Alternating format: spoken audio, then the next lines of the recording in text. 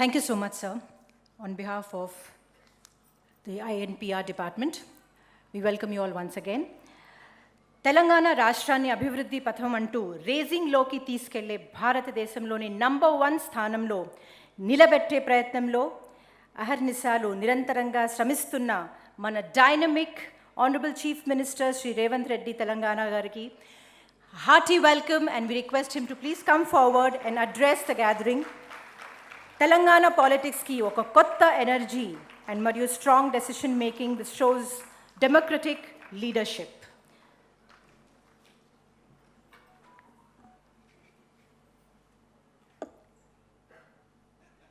అంతర్జాతీయ మహిళా దినోత్సవం సందర్భంగా తెలంగాణ రాష్ట్ర ప్రభుత్వ సమాచార ప్రసార శాఖల సంస్థ ఈ కార్యక్రమాన్ని ఏర్పాటు చేసి తెలంగాణ రాష్ట్రంలో వివిధ సంస్థలు, పత్రికలు, ప్రసార సాధనాలలో పనిచేస్తున్న మహిళా జర్నలిస్టులతో ఈ మహిళా దినోత్సవాన్ని జరుపుకోవాలని, ఈ కార్యక్రమంలో నాతో పాటు ముఖ్య అతిథులుగా సంబంధిత శాఖ మంత్రివర్యులు పొంగులేటి శ్రీనివాసరెడ్డి గారిని, హైదరాబాద్ నగర ఇన్ఛార్జ్ మంత్రివర్యులు మిత్రులు పొన్నం ప్రభాకర్ గారిని, అదేవిధంగా మరొక సహచార మంత్రివర్గ సభ్యులు మహమ్మద్ అజారుద్దీన్ గారిని, అదేవిధంగా మీ సంబంధిత చైర్పర్సన్ పెద్దలు శ్రీనివాసరెడ్డి గారిని, యువమిత్రులు అనిల్ కుమార్ యాదవ్ గారిని, ముఖ్యంగా పాత్రికేయ మిత్రులందరినీ ఇక్కడికి పిలిచి ఒక మంచి కార్యక్రమాన్ని ఏర్పాటు చేసినందుకు సమాచార ప్రసార శాఖల కమిషనర్ గారిని రాష్ట్ర ప్రభుత్వం తరఫున నేను అభినందిస్తున్నాను. ప్రతిసారి మహిళా దినోత్సవం అంటే వేలాది మంది ఆడబిడ్డల్ని ఆహ్వానించి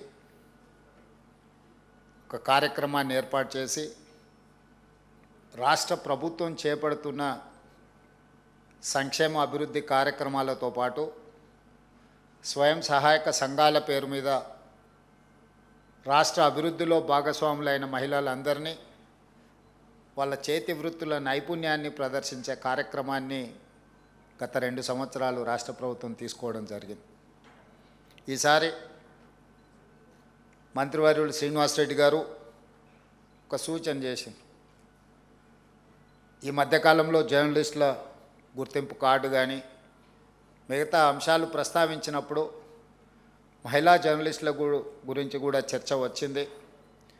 వాళ్ళని మనం ప్రత్యేకంగా గుర్తింపునివ్వడమే కాకుండా వాళ్ళందరినీ కలవడం ద్వారా ఈ తెలంగాణ రాష్ట్ర ప్రభుత్వంలో మహిళలకు ప్రాధాన్యత ఉన్నది, మహిళా పాత్రికేయ సోదరీమణులందరికీ తెలంగాణ ప్రభుత్వం ప్రత్యేకమైన గుర్తింపునిస్తుందనే కార్యక్రమాన్ని తీసుకుందామని వారు సూచన చేశారు.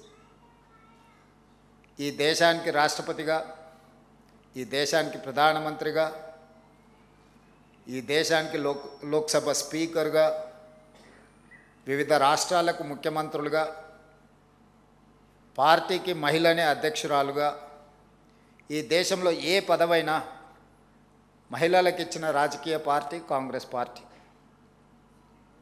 అలాంటి మహిళా నేతృత్వంలో పనిచేస్తున్న ఈ పార్టీ ఆ ఉక్కు మహిళ సంకల్పంతో ఈరోజు తెలంగాణ రాష్ట్రం ఏర్పడ్డది. ఏర్పడ్డ తెలంగాణ రాష్ట్రానికి తెలంగాణ తల్లిని ఒక స్ఫూర్తిగా తీసుకొని మన ప్రభుత్వం నడుస్తున్నప్పుడు మహిళలకు ఇవ్వవలసిన గౌరవం, సరైన గుర్తింపునివ్వాలి అని మా ప్రభుత్వం భావిస్తున్నది.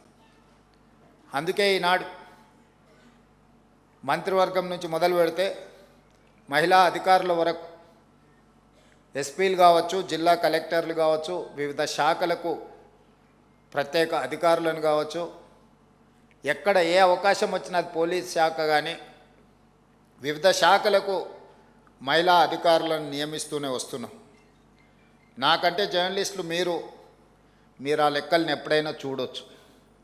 ఏసీబీ, విజిలెన్స్ అండ్ ఎన్ఫోర్స్మెంట్, ముఖ్యమైన శాఖలకు ఈరోజు మహిళా ఐపీఎస్ అధికారులు ఈరోజు బాధ్యత వహిస్తున్నారు. అదేవిధంగా హైదరాబాద్ లాంటి కీలకమైన నగరానికి, జిల్లాకి ఒక మహిళా కలెక్టర్గా ఈరోజు అత్యంత కీలకమైన బాధ్యతలు పోషిస్తున్నారు. ఎస్ఐబిలో ఎప్పుడూ పురుషులే అధికారులుగా వ్యవహరిస్తారు. కానీ ఎస్ఐబిలో ఐజీగా ఈరోజు ఒక మహిళా అధికారిని నియమిస్తే ఆ మహిళా అధికారి నేతృత్వంలో ఈ మధ్యకాలంలో 700 పైగా నక్సలైట్లను సరెండర్ చేయడంలో ఆ మహిళా అధికారి ఒక ప్రత్యేకమైన పాత్ర పోషించింది. అవకాశం ఇచ్చినప్పుడే ఎవరైనా తమ సామర్థ్యాన్ని నిరూపించుకోవడానికి అవకాశం ఉంటుంది. చాలామందికి వాద పటిమ ఉండొచ్చు, చాలామందికి రాయగలిగిన శక్తి ఉండొచ్చు, చాలామందికి మాట్లాడడానికి అవగాహన కూడా ఉండొచ్చు. చట్టసభలకు వచ్చినప్పుడు, పాత్రికేయ మిత్రులుగా అవకాశం కలిగినప్పుడు, వివిధ సందర్భాలలోనే వాళ్ళకున్న శక్తి కానీ వాళ్ళకున్న సామర్థ్యం కానీ సమాజానికి తెలియడం జరుగుతుంది. అందుకే ఈ ప్రభుత్వం అవకాశం ఇచ్చి చూస్తుంది.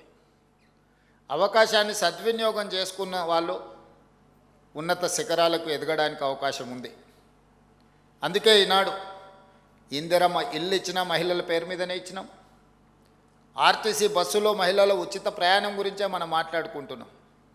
కానీ అదే స్వయం సహాయక మహిళలకు తెలంగాణ రాష్ట్రంలో 1000 బస్సుల యజమానులను చేసి ఈరోజు ఆ మహిళా సంఘాలు ఆర్టీసీకి 1000 బస్సులను ఈరోజు నడపగలుగుతున్నారంటే ఒక కార్పొరేట్ కంపెనీలతో ఈరోజు పోటీ పడే విధంగా మహిళా సంఘాలకు తెలంగాణ రాష్ట్ర ప్రభుత్వం అవకాశం ఇచ్చింది. మహిళల్ని బస్సుల్లో ఉచిత ప్రయాణం చేస్తారని చులకనగా చూడకుండా బస్సులకు యజమానులను చేసి ఈరోజు వ్యాపారాలలో రాణించే విధంగా ఈరోజు తెలంగాణ రాష్ట్ర ప్రభుత్వం అవకాశం ఇచ్చింది.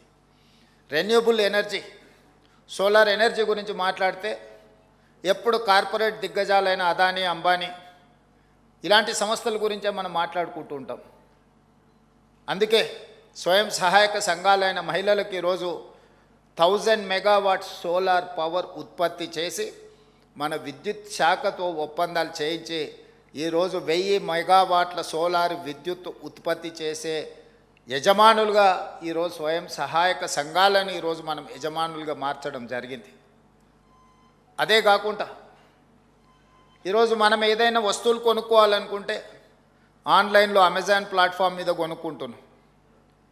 అలాంటి అమెజాన్లో స్వయం సహాయక సంఘాలు ఉత్పత్తి చేసే వస్తువులను, వాళ్ళ వృత్తి నైపుణ్యం, చేతి నైపుణ్యంతో ఉత్పత్తి చేసే వస్తువులను ఈరోజు అమెజాన్ ప్లాట్ఫామ్తో ఒప్పందం చేసి మన మహిళలు తయారు చేస్తున్న వస్తువులను అమెజాన్ ప్లాట్ఫామ్ మీద అంతర్జాతీయ స్థాయిలో వాటికి గుర్తింపు వచ్చే విధంగా ఈరోజు అమెజాన్ ఒప్పించి తెలంగాణ రాష్ట్ర ప్రభుత్వం ఈ మహిళలు తయారు చేస్తున్న వస్తువులను అక్కడ పెట్టించడం జరిగింది. ఇప్పటివరకు ఓన్లీ కార్పొరేట్ మల్టీనేషనల్ కంపెనీలు తయారు చేసిన వస్తువులు అమెజాన్ ప్లాట్ఫామ్ మీద మనం చూస్తూ వచ్చినాం. కానీ ఈనాడు మన తెలంగాణ మహిళలు తయారు చేస్తున్న వృత్తి నైపుణ్యము, చేతి వృత్తులను, కుల వృత్తులతో తయారు చేసిన వాటిని ఈరోజు అమెజాన్లో మనం ప్రపంచానికి అందుబాటులోకి తీసుకొచ్చినాం. అదేవిధంగా ఈరోజు మహిళలలో ఉన్న టాలెంట్ను గుర్తించాలి, వాళ్ళకు అండగా నిలబడాలన్న ఆలోచనతోటి హైటెక్ సిటీ అని అంటే ప్రతి ఒక్కరూ మైక్రోసాఫ్ట్, ఇన్ఫోసిస్, విప్రో ఇలాంటి కార్పొరేట్ కంపెనీల గురించే మనం మాట్లాడుకుంటున్నాం. ఆ చుట్టుముట్టుతో ఉన్న ఐటీ కంపెనీల గురించి, అంతర్జాతీయ సంస్థల గురించి మాత్రమే మనం చర్చించుకుంటున్నాం. ఎగ్జాక్ట్గా హైటెక్ సిటీ పక్కన 3.5 ఎకరాలలో దాదాపుగా 1000 కోట్ల స్థలాన్ని 150 స్టాల్స్ ఈరోజు వాళ్లకు మహిళా సంఘాలకి ఇందిరా మహిళా శక్తి బజార్ అని పెట్టి 150